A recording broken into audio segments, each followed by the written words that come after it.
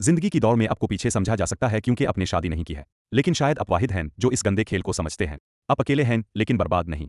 आप सिंगल हैं लेकिन डूबे नहीं हैं। और जिसे ये दुनिया तन्हाई समझती है वो दरअसल आज़ादी की खालिस थे। ये सबसे खतरनाक और ताकतवर शक्ल है। इस वीडियो के आखिर तक आपको एक गहरा सच मालूम हो जाएगा। एक हकीकत जो सदियों से पोशीदा है। सानिका का धमाका खेज फलसफा जो साबित करता है कि हकीकी इंसान वो है जो सीखता है अकेले रहने के लिए। आप समझ जाएंगे कि संग वो अपने आप को बचाता है और दुनिया को मारता है। मुआशरा, रिश्ते और औरतें मर्द की आग को कैसे बुझाती हैं। और तन्हाई को अगर सही तरीके से समझा जाए तो आपको लोहे से ज्यादा मजबूत कैसे बनाता है। शायद तुम भी इस दरवाजे से गुजरे हो जब किसी ने तुमसे कहा, बहुत अच्छा इंसान है, और अगले ही दिन तुझे छोड़ दिया।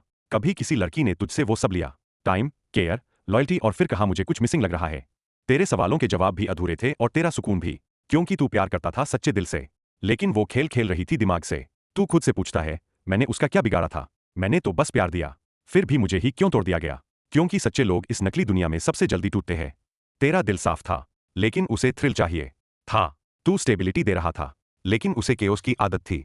और फिर तू खुद को बदलने लगा। धीरे धीरे तू चुप हो गया। पहले तू खुल के बोलता था, अब बस ऑब्जर्व करता है। पहले तू ट्रस्ट करता था, अब शक करने लगा है। तू पहले जैसा सॉफ्ट नहीं रहा। और लोग कहते हैं तू बदल गया है, बिना यह समझे कि तुझे बदला नहीं गया, तुझे तोड़ा गया। तू हंसता है पर दिल से नहीं।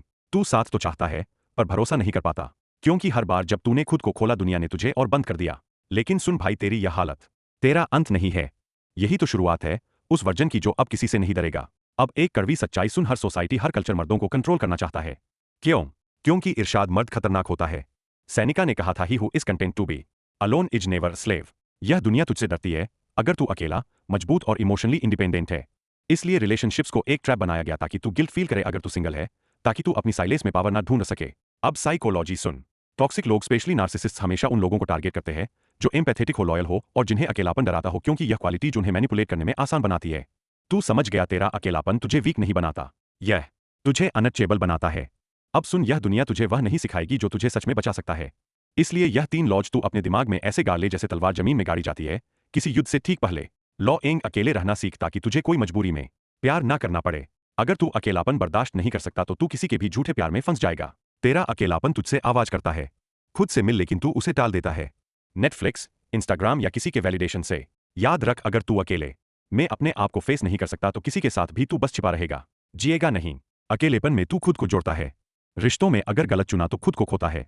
अकेला आदमी मजबूर नहीं होता, वो सिलेक्शन में पेशेंट होता है। लॉर्ड अटेंशन एक करेंसी है, उसे हर किसी को मत दे। तेरा टाइम, तेरी एनर्जी, तेरे इमोशंस, यह सब करेंसी है।